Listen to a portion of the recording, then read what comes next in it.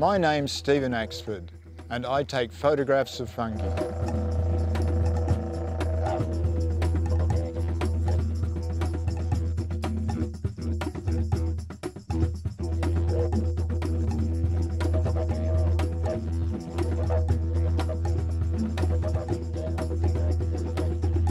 This stage I'm standing on is an endangered lowland subtropical rainforest near where I live on the north coast of New South Wales in Australia.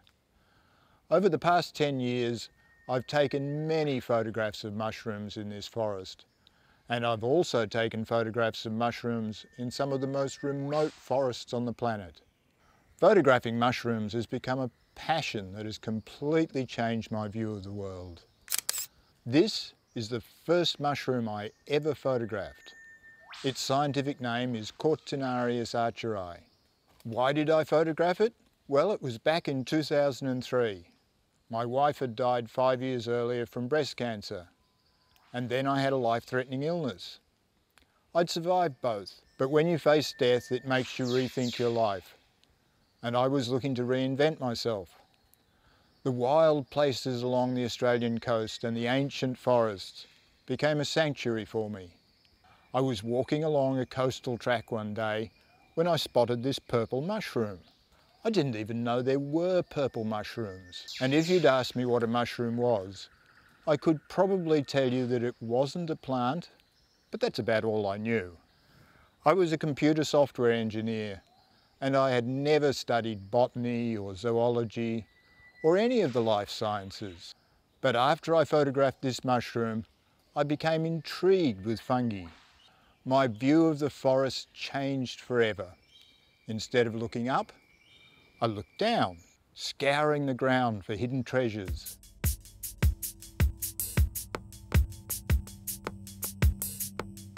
These are just a few of the mushrooms I discovered in those early days. I was very focused on colour back then. This one is Hygrossebe graminicula, a stunning green mushroom that grows in the rainforests of Tasmania. It is quite small, it's only 1 to 3 centimetres across the cap. I was very excited when I found this specimen, as they are very hard to see. Moss green mushrooms growing in moss green moss. I knelt down and took the photograph, which I thought was a very special single specimen. And when I stood up, I realised I'd been kneeling in a whole patch of green mushrooms, hiding in green moss. This is a russula, which can often be the perfect looking mushroom. They come in reds, yellows, purples and greens, with bright white gills underneath. They're very appealing to many photographers, and many are edible. Some tasty, some not so tasty, and some not edible at all. This is one of my favourite mushrooms. It's called Mycena interrupta. It appears in April and May on fallen wood in many forests in southern Australia. Stunning, isn't it? All these species are what people generally think of as a mushroom. They have a stem, they have a cap, and they have gills. But then I started to see mushrooms that didn't look anything like this, and I realised I had a very narrow view of what a mushroom really is. Like this orange fungus. It is a species of Ramaria. They come in a dazzling variety of colours. It looks like undersea coral, doesn't it? Which of course attracted me as a photographer. This is one of the many shelf fungus I started to see, Trametes versicolor. These fungi last a long time as they decompose large fallen logs and tree stumps. So they tend to be around even when other mushrooms are not. This one is Cordiarites frondosa. It's an ascomycete, which is commonly called a cup fungus. I never knew that fungus could be such a beautiful black. Incidentally, I've been told that Cordiarites group of mushrooms can be extremely poisonous, so don't be fooled by its beautiful appearance. Many people in China know this fungus. Its name is Hericium coralloides, which we know as the coral tooth fungus. We've seen it in forests in Yunnan, and the locals told us it's an edible mushroom.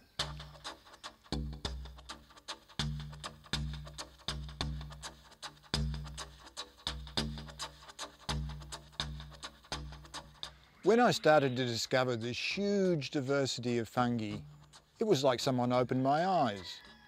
I realised there was much more to mushrooms than just different colours. What started as a photographic journey then became a journey into the science of fungi through the vehicle of photography. My first big discovery was that fungi are not plants or animals, that they are a whole separate kingdom of life. Scientists think there may be 4 to 5 million species of fungus on the planet, but so far we've only documented around 200,000 of them, so there's a lot left to learn. The photographs I take are generally mushrooms, the fruiting body of macrofungi, just like apples on a tree. Some of these fungi are saprobes. These are the recyclers of the forest, where the body of the fungus, the mycelium, a mass of branching thread-like hyphae, grows inside dead wood or leaves or in the soil, breaking down the dead vegetation. Without these saprobes, all the fallen wood in the forest would just pile up, like it did back in the Carboniferous era, over 300 million years ago, when the dead trees were gradually compressed into coal seams. The Carboniferous era ended when fungi evolved the ability to break down lignin in wood and decompose it, recycling all those nutrients back into the soil to feed the trees. Another type of mushroom that I photograph in the forest are called ectomycorrhizal fungi. These live in a mutualistic relationship with trees. They provide the trees with water, minerals and nutrients from the soil. The trees provide carbohydrates to the fungi. You might have heard of the wood wide web. That's where the mycelium connects all the trees in a forest through a vast network. To a certain extent, the trees can communicate with each other through the web, perhaps warning each other of insect pests or sharing nutrients across the forest.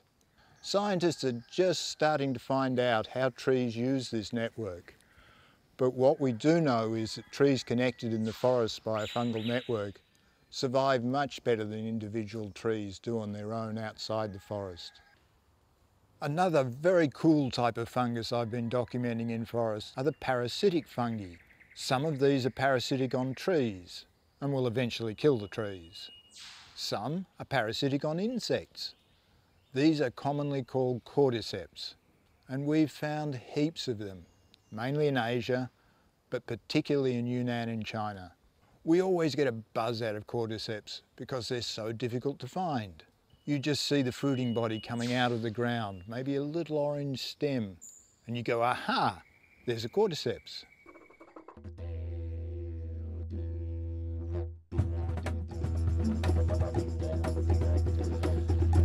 This is one of the fun side journeys I've been on as I've explored the kingdom of fungi. It's a slime mould. Now, slime mould is fascinating stuff, more closely related to malaria and amoebic dysentery than it is to other life forms. It has colourful names like dog's vomit and wolf's milk, but it looks like fungi, so it tends to get lumped in with fungi. And then there are lichen. It's estimated that 6% of the Earth's land surface is covered with lichen.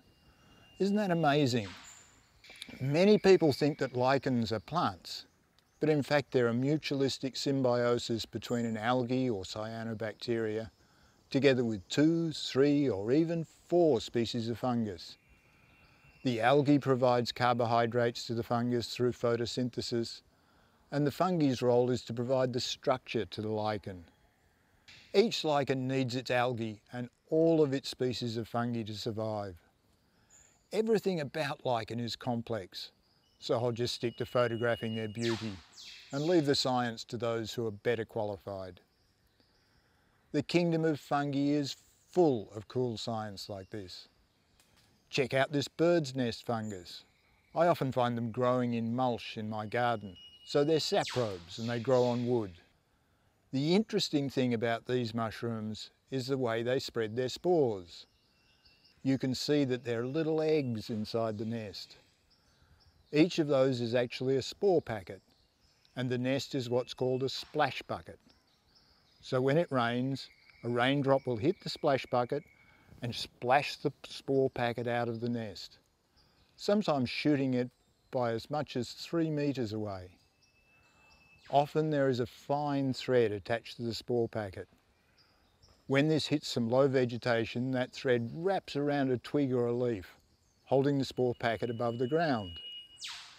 When it opens up and releases the spores, they have much more chance of spreading widely on the wind. It is a very successful means of reproduction. I'd heard that there were mushrooms that glow in the dark, particularly in the tropics. So one rainy, moonless night in summer, I decided to see if I could find them in my backyard. I find a lot of fungi in my backyard. I turned my house lights off, walked in amongst some trees growing near the creek, and turned my torch off. I was prepared to wait for several minutes to allow my eyes to adapt to the dark, because the only luminous fungi I'd seen before were very faint. But as soon as I turned off my torch, there they were, little points of light amongst the undergrowth. I went closer and I found these beautiful little mushrooms glowing a soft, luminous green. It was quite magical, and I spent many happy hours wandering around at night, photographing these beautiful Mycena chlorophyllus. Sometimes they were so bright I could find my way in the dark forest trails with a stick covered with the mushrooms. Finding these has opened up some incredible doors to sharing the story of fungi. They were the first mushroom that I time-lapsed. To my surprise, my wife supported the idea of filling our spare shower with rotting logs, blacking out the windows and turning it into a time-lapse studio. But then Catherine is a filmmaker.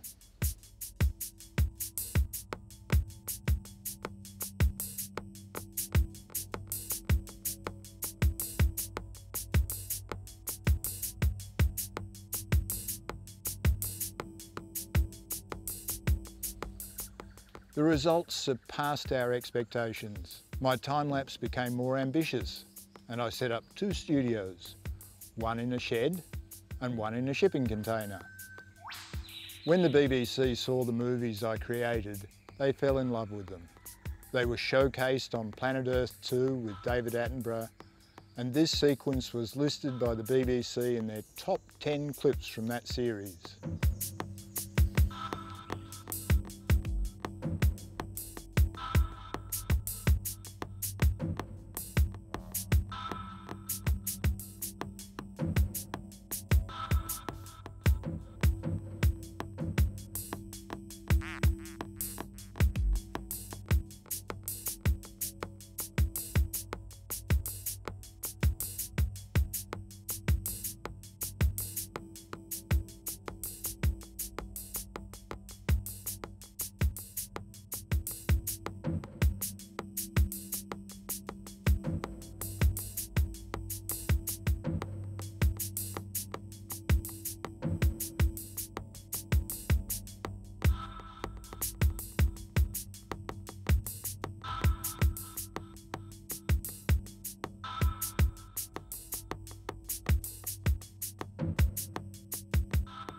Since then, time-lapses of Mycena chlorophyllus and many other species of forest fungi have been included in 10 other international natural history documentaries. Tom May, a mycologist or fungi scientist at the Royal Botanic Gardens in Melbourne, has been very supportive of our work. He says that the time-lapses bring fungi alive, like a mammal. For the first time, ordinary people and scientists can see things they've never seen before.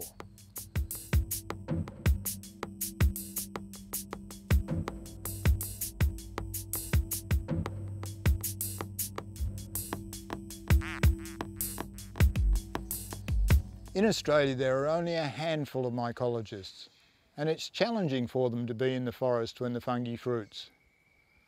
So, mycologists became very interested in what my photography and the time-lapses could show them about the fungi. And my role as a mere fungi photographer shifted to a role as a naturalist and a collaborator with the scientists. Just like the naturalists of the 1800s, I had the equipment, the passion for the natural world, and the time and opportunity to explore. I became interested in not just capturing the beauty of mushrooms, but also capturing the form and the structure with a scientific accuracy that complemented the research of the mycologists.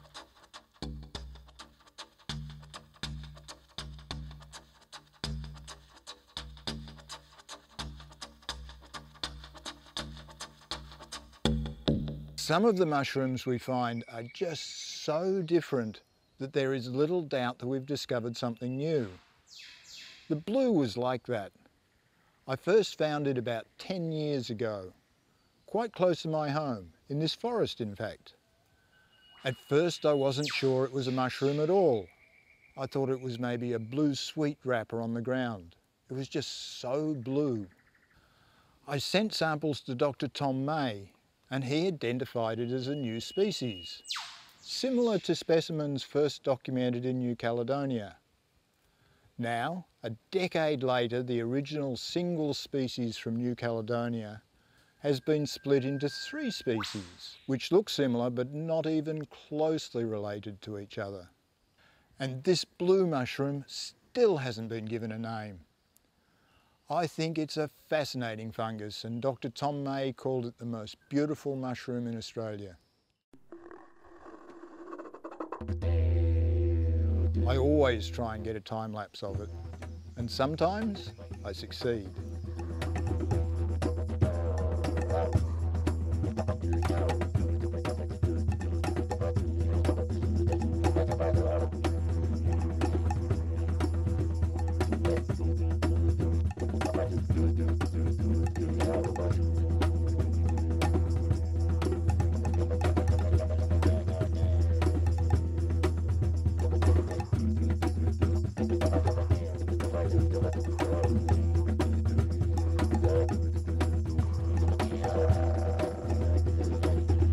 Scientific collaborations like this one was the next significant stage of how fungi changed my view of the world.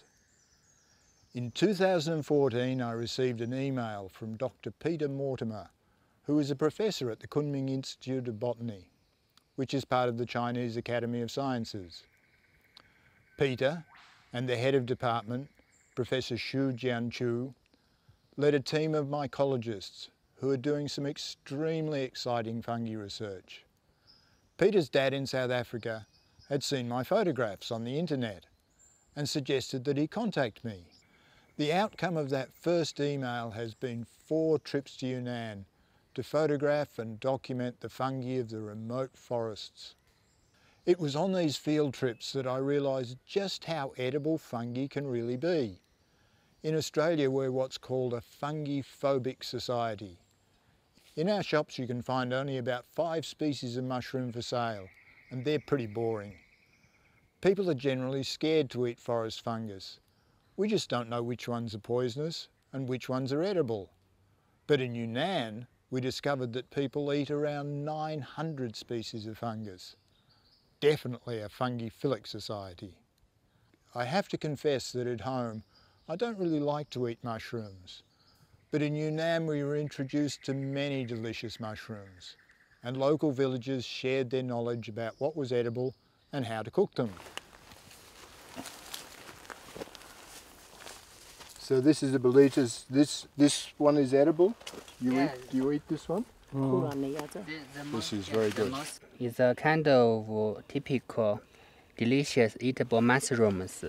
Bolitas eat this, right? So this is their favourite one to find.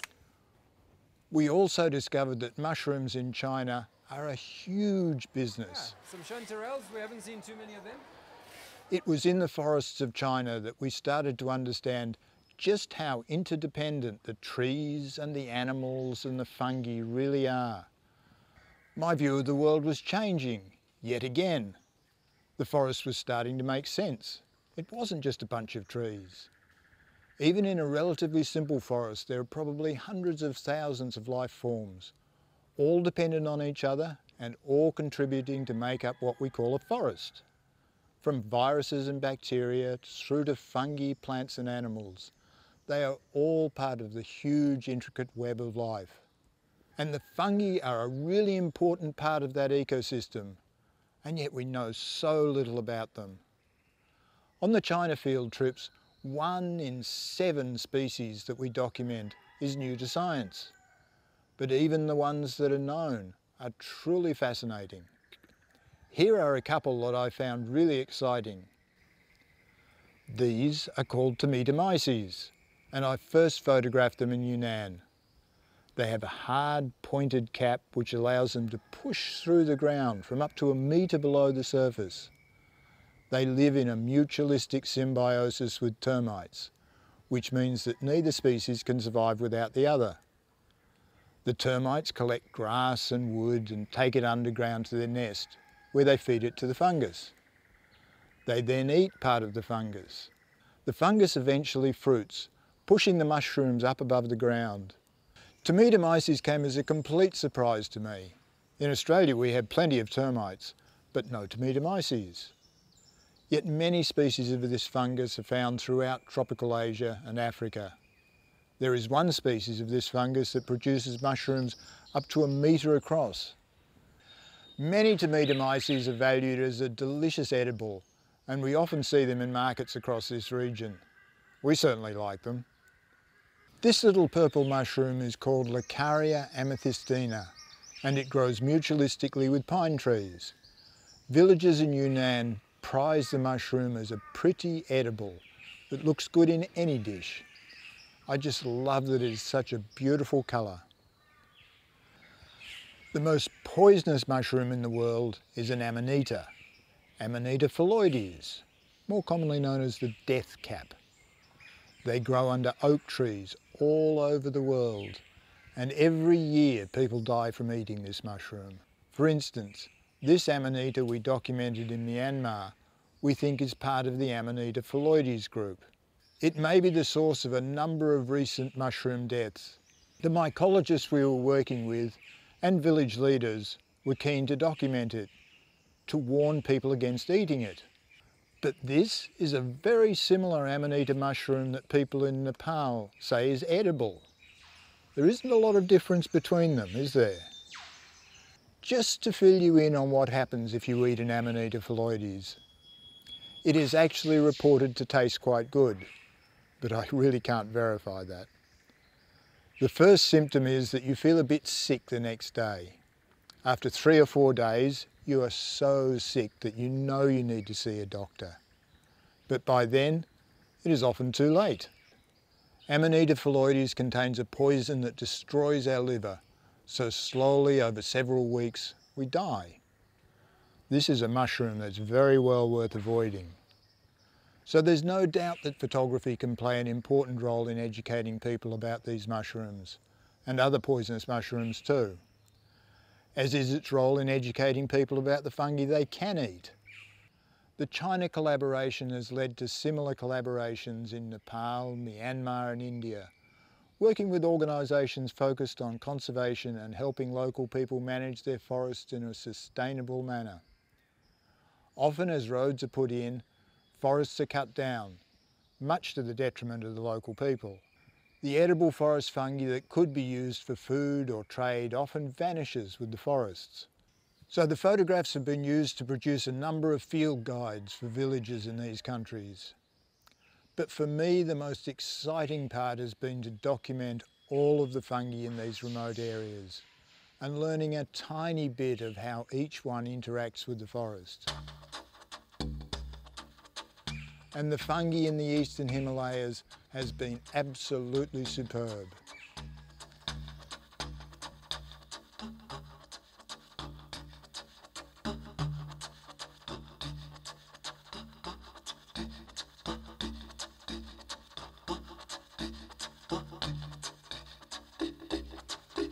In the last year, our role as fungi educators has taken on an even wider vision.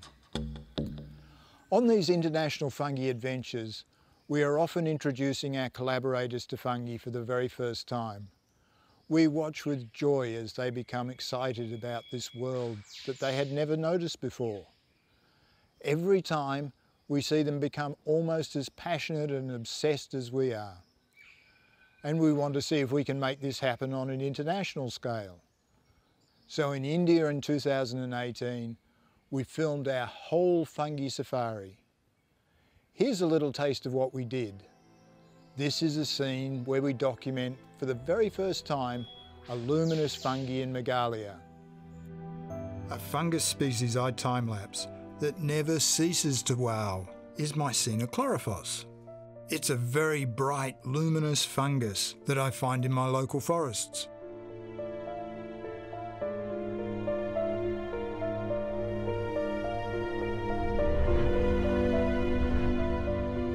Wherever we go, we always ask if there is a local variety. Usually the answer is no. So do you have any mushrooms here that glow in the dark? Yes. You do? Yeah. So do you find many of them? Yes, of course. What do you call these mushrooms? This is called bright mushroom because it will give out the light in the night time. Can we go down and find some? Sure, I'll contact you. That's brilliant. Wow, look at these. They're nothing like the fungus we get at home. The stems glow, Yeah. but the caps don't glow, whereas at home, the caps glow and the stems only glow a little bit. So it's same but different species. Same but different, yes. Now you really can't see these with the light on them, but we'll get them up in the dark and I can photograph them with long exposure and then you'll really see them in their full glory. Great. There are currently around 80 species of luminous fungus recorded on the planet, but only a handful of them glow as brightly as this one. This is the first time Malinong's luminous fungus has ever been documented, and when its DNA was analysed, we discovered it's a new species. Now I'm going to take you back to my home in Australia. In 2019 we experienced one of the worst bushfire seasons we had ever seen. 17 million hectares of land was burnt, over 5 million in my state of New South Wales alone. It was very frightening and destructive, and particularly scary when it started burning the rainforest near where we live.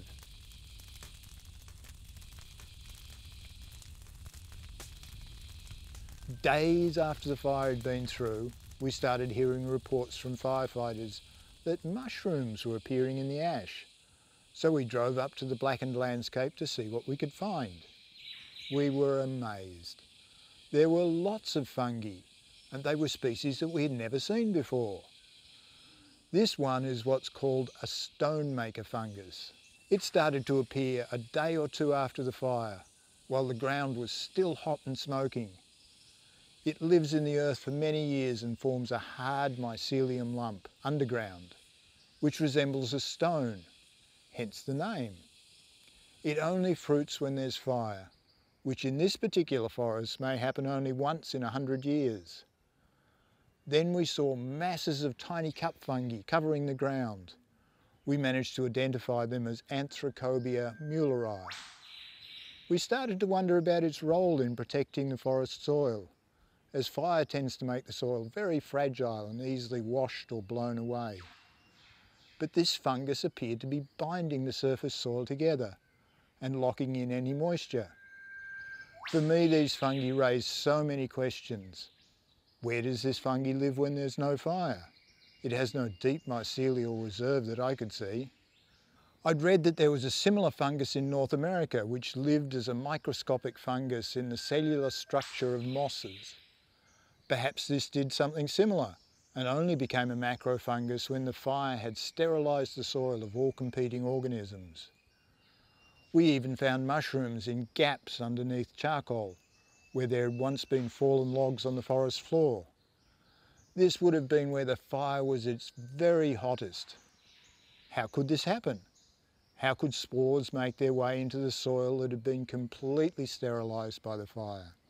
The variety of fire-loving fungi was astounding. And then when we went back a month later, there were different fungi coming up. We published a few videos and the response surprised us. Many of the locals told us they were uplifted by this positive information in amongst all the news of destruction. They were heartened to hear just how resilient the forest could be. thanks in this case to its fungi. Life is such a wonderful thing and we know so little about almost all of it. As I told you at the start, I used to work as a computer software engineer on very large computer systems, and systems that we think of as being very complex. But a computer system is designed by humans, and get enough of us together and we can explain everything about them. But even the smallest system in the natural world is more complex than the largest computer system. And then when you consider that there are trillions or even quadrillions of organisms on the planet, we start to get a sense of just how complex life on Earth really is. I started on this journey knowing a little bit about photography, but very little about the natural world. Learning about the complexity of fungi and through it the complexity of life, I realise now that life on this planet is more interconnected than I ever could have imagined. We are just one organism in that story, and yet we have the means to destroy it all, including ourselves, because we cannot survive on our own. With all the extraordinary tools we have created, humans have a wonderful opportunity to learn and conserve. One of the scientists we collaborated with in India said, "You can't conserve a forest ecosystem if you don't know what's there." And I feel we have been handed this wonderful opportunity to help document a very small part of this complexity and share it with you. From one photograph of a very small purple mushroom on the ground, I've been taken on a journey that reveals the very big picture of life on this planet. Thank you.